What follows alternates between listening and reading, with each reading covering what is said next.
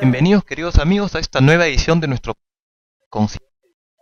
Estamos contentos de estar nuevamente con ustedes, de poder compartir una vez más temas de los que venimos ya conversando, temas de los que tiene que ver con el programa, temas de conciencia, temas de desarrollo humano integral, que es aquello de lo que venimos hablando. Entonces el día de hoy tenemos un tema bastante importante, un tema del que ya se ha hablado mucho, de que algunos teóricos como Ken Wilber, como Otto Lasker, como Robert Keegan, muchos teóricos actuales vienen ya conversando sobre temas referidos a los estadios de conciencia, que no es lo mismo que estados de conciencia. Estadios o niveles por los cuales va atravesando, va discurriendo la conciencia del ser humano. Hoy día vamos a conversar en profundidad de eso. Y para empezar a hablar del tema, nuestro amigo Herli va a empezar a comentarnos un poquito sobre el proceso, a lo que nos ha llevado un poco hasta donde estamos ahora, ¿sí? Con mucho gusto, Gary. Cuando hablamos de desarrollo humano, de desarrollo individual, necesariamente nos referimos a la evolución de todo este orbe, de todo este universo en el cual los seres humanos habitamos. El punto de partida, según los teóricos y en particular de Ken Wilber, es el Big Bang. Se dice que el Big Bang fue la explosión que se hizo de aquello que hoy mismo viene expandiéndose y que es el universo entero. La primera partícula subatómica, pequeñísima, pequeñísima, dentro de ese principio del Big Bang, tuvo que tener una fuerza de atracción para que junto con otra partícula subatómica y otra más y otra más y otra más y otra más pudieran conformar el primer átomo. Luego ese átomo se junta con otros átomos y otros átomos y otros átomos hasta conformar una molécula, una partícula y así sucesivamente. ¿Gracias a qué? Gracias a una fuerza de atracción. Este es el principio de la evolución y lo que está subyacente dentro de este principio es justamente este poder de atracción. Luego, cuando las moléculas se juntan y van a su vez conformando cuerpos más grandes, está igualmente subyacente este poder de atracción. Lo mismo ocurre cuando nace la primera célula viva, que luego conforman los tejidos, y los tejidos conforman órganos, y los órganos a su vez conforman a los seres vivos. ¿Qué es aquello que hace que estas pequeñas partículas puedan ir conformando seres cada vez más desarrollados en un nivel de profundidad mayor? Es este poder de atracción. El mismo poder de atracción que luego ha hecho que las criaturas ya más evolucionadas podamos vivir en conjunto, comunitariamente. Este poder de atracción que poco a poco ha ido desarrollándose y ha dado sus manifestaciones más elevadas con la aparición justamente de seres humanos a quienes de consenso los consideramos más desarrollados. Hablamos de Buda, hablamos de Mahavira, podemos hablar de Osho, podemos hablar de gente que en este momento nos puede enseñar justamente eso, ese principio básico que está al inicio de todos, que es ese poder de atracción, pero que nosotros, cuando lo vemos desde la perspectiva de los mensajes de estos maestros, lo conocemos con el nombre de amor. Entonces, en el punto inicial de la evolución está el amor. En toda la evolución está el amor. ¿Y hacia dónde va la evolución? Hacia el amor. Y esta es la razón por la cual mucha gente dice, el otro nombre de Dios es el amor. Entonces, esta es una manera de poner en términos más o menos gráficos esto que a veces resulta tan difícil de explicar, que es el amor. Y es en este contexto que se da la evolución en general y en particular la evolución del ser humano. Sí, y efectivamente es bíblico, incluso el pasaje conocido seguro por muchos de nosotros, de que dice Dios es amor, quien permanece en amor permanece en Dios y Dios en él. Y es interesante ver, dado que esto lo encontramos en el Nuevo Testamento, no tanto en el Antiguo, donde nos encontramos más con la imagen de un Dios castigador, de un Dios que desde arriba mira y juzga y ve si te portaste bien o te portaste mal, y desde allá y ya cuando nos vamos más adelante hemos encontrando conceptos o definiciones de Dios bastante más abarcativas, bastante más profundas como esta, de, de asemejar a Dios con un concepto como el amor. Dios y amor como sinónimos, como bien lo has dicho. Y efectivamente encontramos en la historia de la humanidad seres humanos despiertos, llamémosle así, más despiertos que el común de la colectividad, como los que ya, como bien has mencionado, y ahí está también Lao Tse, y otros tantos más que son realmente referentes en la historia de la humanidad, personas que han estado realmente despiertas, muy presentes, muy aquí y ahora, muy conectados con esta energía, efectivamente, de la evolución, con esta energía del amor, muy conectados con ella. Y se me hace interesante darnos cuenta que gracias a esto que nos ha señalado, podemos observar que, digamos, solamente en nuestra composición física incluso, podemos ir viendo este tema de los niveles de complejidad cada vez mayores. Una célula tiene ciertas propiedades, ciertas características. Cuando nos vamos al nivel siguiente y vamos a lo que es conformado por las células que llamemos un tejido, que sencillamente es la composición de varias células, encontramos ya propiedades nuevas. Encontramos ya nuevas propiedades, nuevas características que surgen en este nuevo orden, en esta nueva manera de organización, que es un tejido, que contiene las células, pero las trasciende, va más allá de ellas, adquiere nuevos niveles de complejidad, nuevas propiedades y nuevas características. Y si seguimos subiendo y nos vamos a un órgano, el órgano está compuesto por tejidos, pero ya adquiere nuevas propiedades, nuevas características, emergen y surgen nuevas posibilidades en este nuevo nivel de organización, en este nuevo nivel que tiene ya mayor complejidad, es distinto ya al anterior, al nivel del tejido. Mayor complejidad y también un estado de conciencia distinto, diferente, más evolucionado. Así es. Y no evolucionado en jerarquía, sino evolucionado en profundidad, como dice Ken Wilber. Efectivamente, y si seguimos subiendo, seguimos encontrando lo mismo hasta que llegamos, digamos, a vernos nosotros como seres humanos, que si bien somos el conjunto de órganos y de sistemas, que los sistemas están compuestos por órganos, somos bastante ya más que eso. No nos podemos reducir solamente a las partes que nos componen, pues ya hay algo bastante más grande, que es justamente la posibilidad que tiene un ser humano, que lo diferencia, digamos, de un animal, de poder pensar sobre el mismo, de poder pensar sobre cómo piensa, de darse cuenta, de pensar respecto de cómo es, del sentido, del propósito de lo que está haciendo, posibilidades de justamente de la conciencia, que es propia de nosotros como seres humanos. Y esto es justamente lo que vamos hoy día a ver, dado que los estadios de conciencia, que es el tema de hoy, estadios o niveles de conciencia, tienen que ver con esto que hemos visto, así como la célula, el tejido, el órgano, el sistema y el ser humano completo, son niveles con mayor complejidad y mayor capacidad, mayor conciencia, digamos, en cada uno de ellos. Lo mismo pasa en el ser humano, que ya tiene la conciencia disponible, pero esta conciencia pasa también por estadios o por niveles distintos. Y bueno, acá hay distintos teóricos que nos han hablado de este tema. Acá está justamente, como bien ha señalado Ken Wilber, que ha hecho un trabajo enorme, un trabajo de muchísimo tiempo, muy extenso. Hay muchos libros escritos por Ken Wilber respecto de los estadios de conciencia. Y hay otros teóricos también, como el mismo doctor Robert Keegan, Otto Lasker y otros tantos más que han venido trabajando en esto de ir entendiendo esto de los niveles, ¿no? Esto de los estadios, sin que esto venga a hablar de niveles superiores o inferiores, o personas superiores o inferiores a otras, pero sí reconociendo características que van siendo distintas, ¿cierto?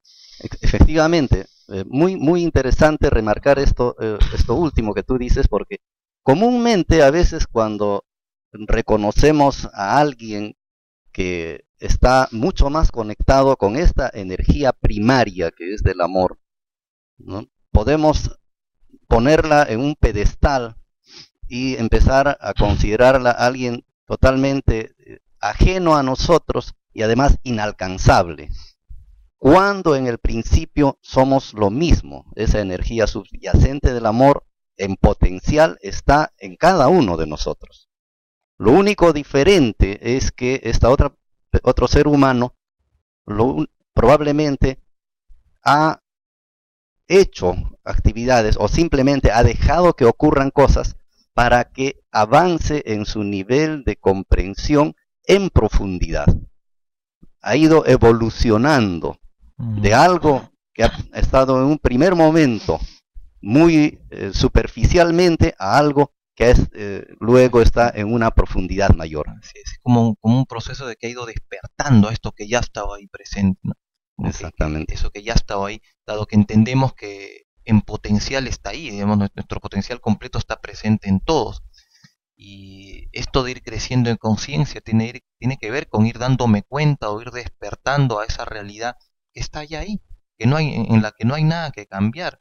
Esa potencialidad pura de la que nos hablan y que nos acompaña a todos, que es el factor común, como lo homogéneo a todos nosotros como seres humanos, está presente ahí. Sencillamente vamos dándonos cuenta de ellos y vamos dándonos cuenta como en calidades distintas, ¿no? Una vez hablamos como esto del HD, con HD y sin HD, ¿no? Eso. Es como que en algún momento como que lo percibo sin HD y no me doy cuenta, no tengo conciencia de aquel potencial que tengo ya en mí, que está presente ahí, y al no tener conciencia de él asumo que no existe, que no está presente, y sencillamente me vuelco hacia afuera, a lo que encuentro afuera, a lo que mis sentidos me permiten ver, y construyo mi vida solamente basado en esto. Entonces, estos seres humanos despiertos, como los que ya hemos mencionado, Jesús, Buda, el mismo Osho, que hace muy poquito tiempo ha estado con nosotros, personas que tuvieron más conciencia sencillamente de aquello que estaba ahí, y a partir de tocarlo, de percibirlo, de darse cuenta que estaba, empezó a convertirse esto en la brújula a partir de la cual orientar mi vida, mis acciones, ya desde un centro distinto, ya no basado solamente en lo que mis sentidos me permitían ver o en lo que la sociedad me vendía como el camino para ser feliz o para realizarme o para construir mi vida, sino ya basado en una experiencia interna, una experiencia interior de algo que me consta, de algo que es una realidad desde que lo toco y que ya empieza a llevar como mi norte por otro lado, ya no solamente por lo comúnmente aceptado, ¿sí? Exactamente. En un principio, en esta evolución en profundidad, lo que tenemos es la razón. La razón, el pensamiento, la mente, que es la que nos permite interrelacionarnos con todo lo que hay en el universo. Y a partir de esto es que surge la creencia que por lo general está ligada a una ideología. Y entonces, en este primer estadio de conciencia, lo que podemos observar es que, por ejemplo, puedo yo decir, yo creo en Dios, o yo no creo en Dios. En cualquier caso, estoy en ese primer estadio de conciencia de la creencia. Así es, que es un proceso netamente mental. Ni malo ni bueno, es simplemente un primer estadio de conciencia. Luego ocurre que voy sintiendo cosas. Siento, eso viene asociado y subrayo la palabra siento, que viene de sentimiento. Y ese sentir me va conduciendo a otro ámbito que no tiene a veces nada que ver con mi mente racional, con mi mente primaria. Este otro ámbito es la fe. La fe que simplemente la percibo porque sí, porque hay algo dentro de mí que me hace suponer que el camino va en esa dirección y no en aquella. Y este es un segundo estadio de conciencia, porque mediante la fe puedo percibir precisamente ese camino hacia lo esencial que soy, hacia el espíritu que soy. Aún no lo reconozco claramente, pero lo intuyo. Es verdad. y me voy hacia allá. Ya como que llevamos un pasito más adelante, y no, antes en las creencias estábamos discutiendo que si existe Dios, que si no existe, que si tiene barba, que si no tiene barba, que si es así, si es allá, que si es peruano, que si es... y en la creencia andamos, digamos, peleados con este tema, que yo creo que es así, que tú crees que es así, que ella cree que es de otra manera. Y bueno, y de hecho la historia de las religiones nos hablan de estas continuas diferencias en el nivel, en ese primer nivel de las creencias, ¿no? Yo creo Exactamente. que es así, tú crees que es así, y nos peleamos porque yo te voy a mostrar que es así, tú me vas a demostrar que es así, y iniciamos una guerra. Las guerras que en la historia de la humanidad, justamente, la mayor cantidad de guerras se han originado en creencias religiosas. Y hay historiadores que dicen que la mayor cantidad de muertes que se han dado en la historia a lo largo de la historia de la humanidad ha sido precisamente por esto, por estas creencias en realidad, porque no es por la fe. La fe ya va un poco más allá. La fe ya muestra cosas que no están en el lado afincadas tan en esta dualidad que es la especialidad de la mente, sino que ya van percibiendo algo de la unidad, algo de que, que dice, pueda que tú creas en Dios, pueda que yo no crea, pero hay algo que nos hace común, que nos une, y acepto tus diferencias, pero no desde la razón, acepto que simplemente hay diferencias, que este mundo es así como está, y no lo voy a discutir más. Y entonces comienzo a vivir otro camino que es el de la fe, que a su vez me conduce hacia otro estadio. Un tercer estadio que es ya el de la experiencia. El de la experiencia que tiene dos modalidades. La experiencia pico, ¿no? O la experiencia cumbre, y la experiencia meseta. En este desarrollo de conciencia, la experiencia meseta, que es lo que al final del camino se encuentra, hasta donde nos han contado, lo que existe es el camino previo de las experiencias pico.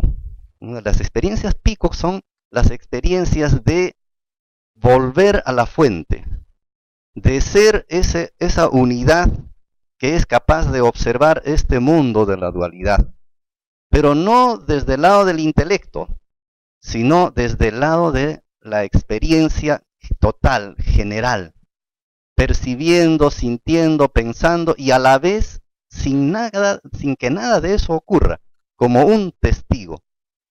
Entonces, este tipo de experiencias pico es lo que se llama el satori. Los japoneses o el budismo zen lo llama el satori.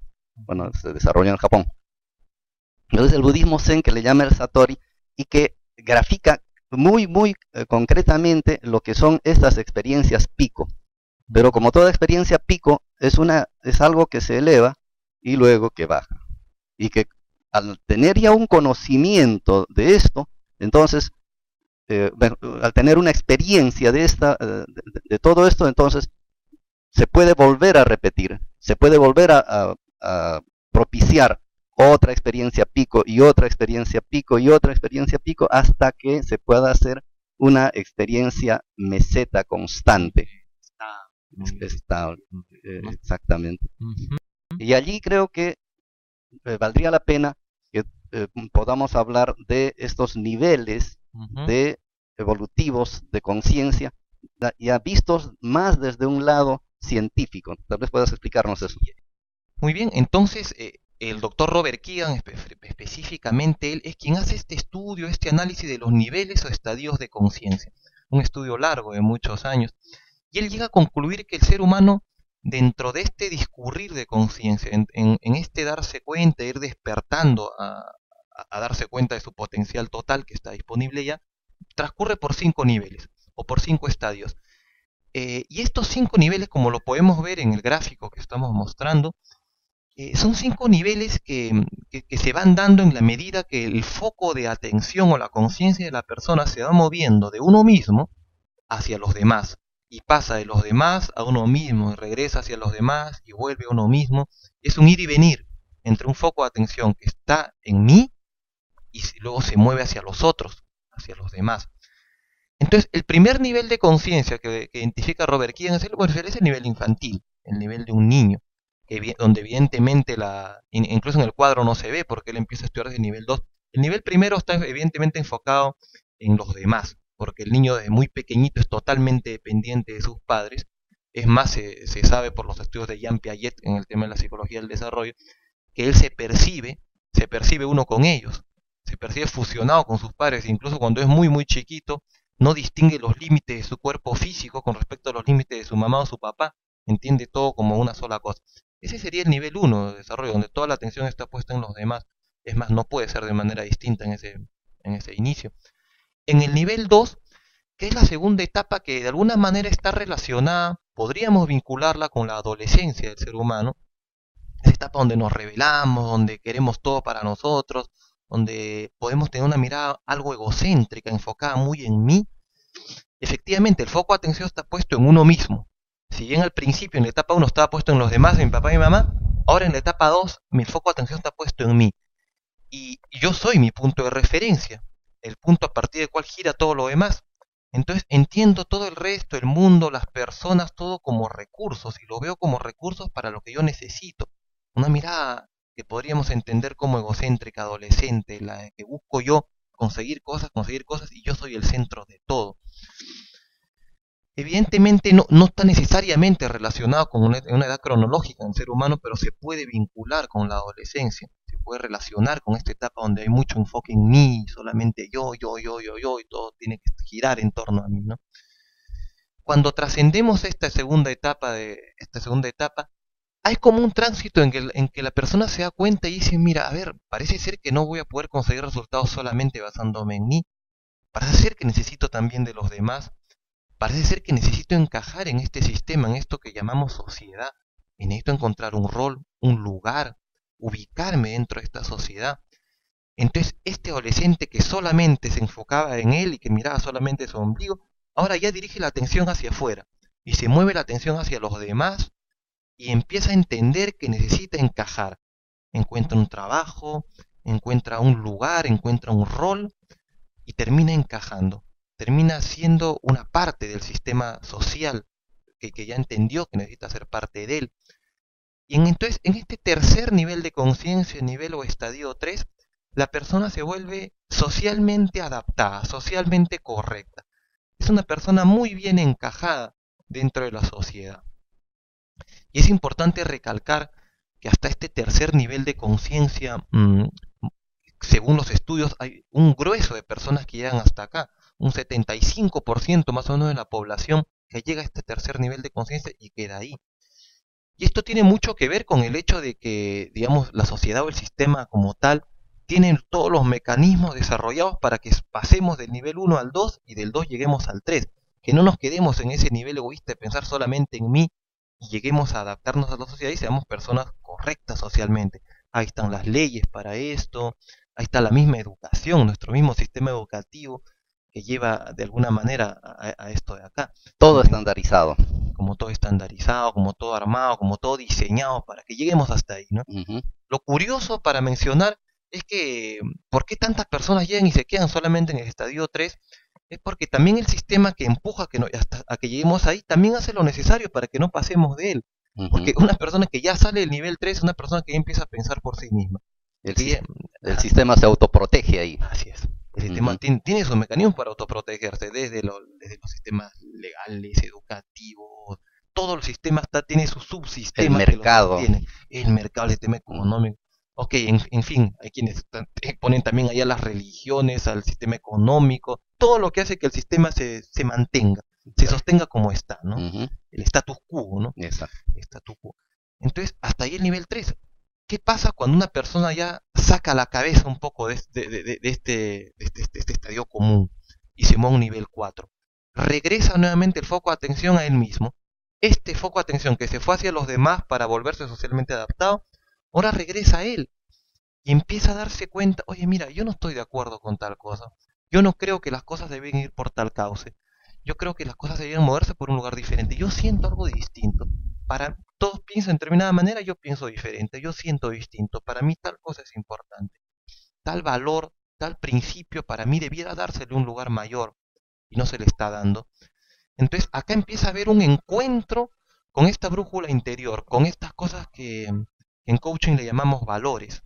Si yo entiendo la solidaridad, el cuidado del medio ambiente, la honestidad, como cosas, como principios rectores, empiezo a darle valor a ellos, empiezo a guiarme en torno a ellos.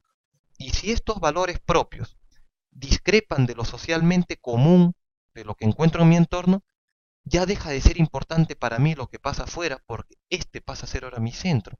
Lo que me pasa, lo que yo entiendo como correcto, lo que siento como principio rector, pasa a ser para mí mi brújula, mi guía. Este cuarto nivel de conciencia, ¿no? Que justamente cuando se hace coaching, justamente hacemos mucho para que la persona despierte a esto, a darse cuenta de qué realmente quieres en la vida, qué es realmente importante para ti, qué es esto que es realmente significativo para ti. Y justamente el proceso de coaching hace mucho por llevar a la persona para moverse de un estadio 3, donde es parte de un grupo, a un estadio 4, donde ya hay una individualidad más clara, donde despierta esto que Carl Jung decía, esto de la individuación, ¿no? Esto ya empezar a pensar por mí mismo, a sentir por mí mismo, a sentar una opinión propia, a realmente empezar a basarme en lo que yo siento por mí mismo, ¿no? Esto que venimos haciendo con el coaching de bastante tiempo atrás, ¿no?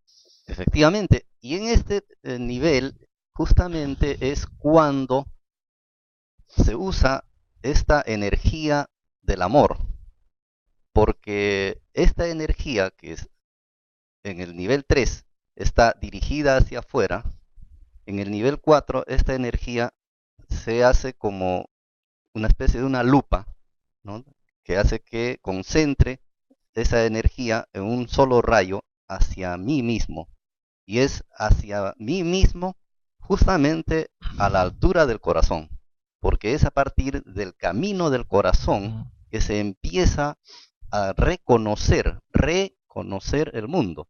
Es decir, hasta antes pude haber estado viéndolo a través de la razón, pero es a través del corazón cuando empiezo a discrepar de mí mismo y del contexto, porque sé intuitivamente que el camino va por acá y no por allá.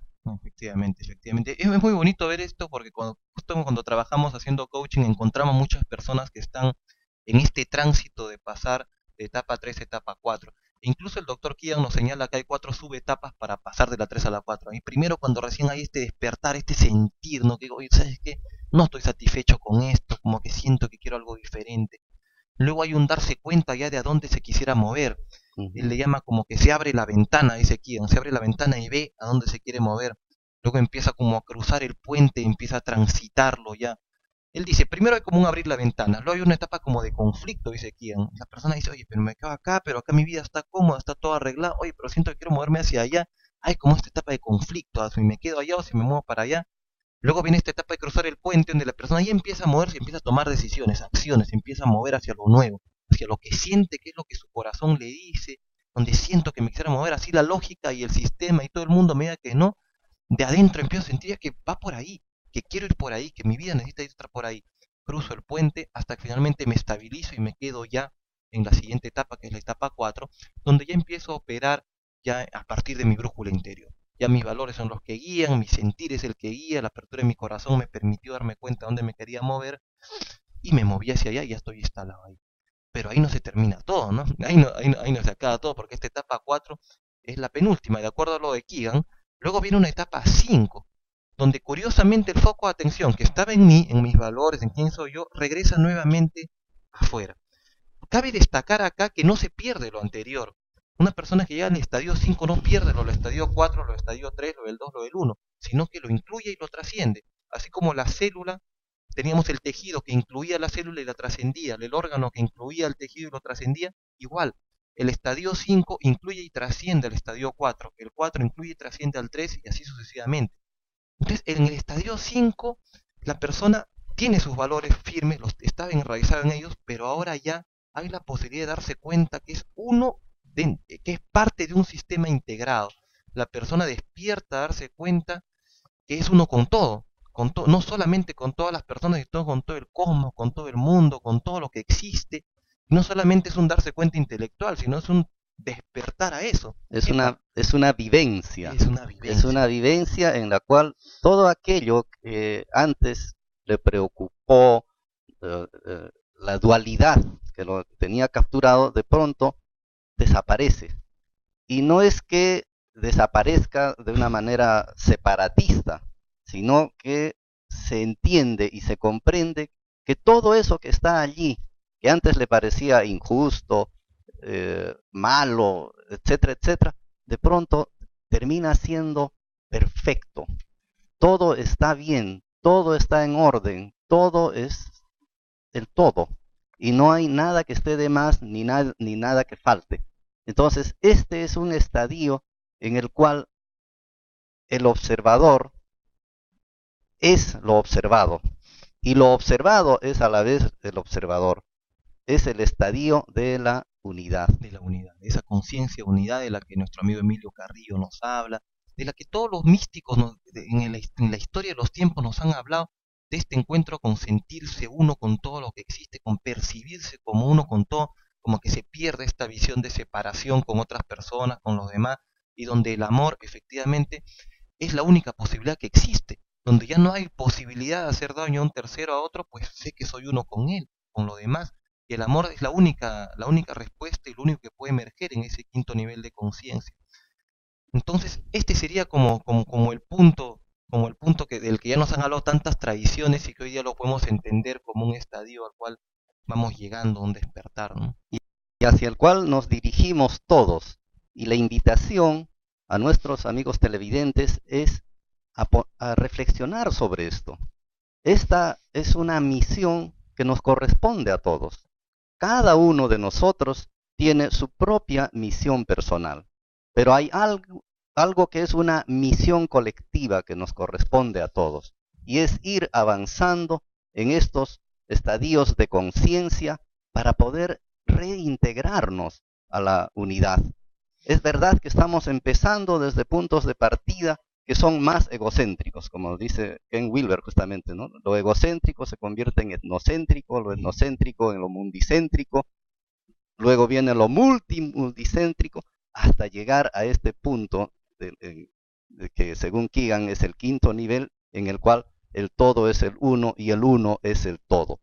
Entonces, esta es la invitación que les hacemos nosotros para que podamos tener conciencia de hacia dónde vamos. Y este programa que lo tenemos aquí justamente nos pretende llevar a este lugar, a este máximo nivel de desarrollo, para lo cual vamos a tomar en los siguientes programas algunas experiencias ya más personales y vamos a comentarlas y vamos a traer gente que pueda hablarnos más de esto, porque esto ya tiene que ser familiar, cotidiano. De manera que conscientemente nos sumemos y nos incluyamos en este proceso evolutivo de crecimiento y lo podamos hacer estando de manera consciente, ¿no? Exactamente.